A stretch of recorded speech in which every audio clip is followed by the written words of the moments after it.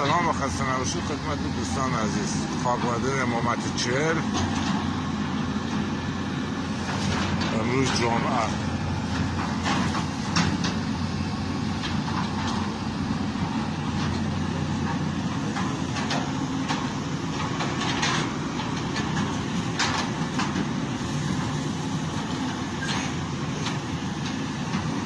خاصیت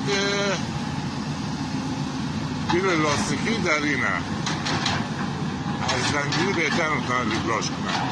برای چی؟ بخاطر همون بیلی جلوش، او بیل قشنگ همه جا میتونن ریگلاژ کنن، تمیز.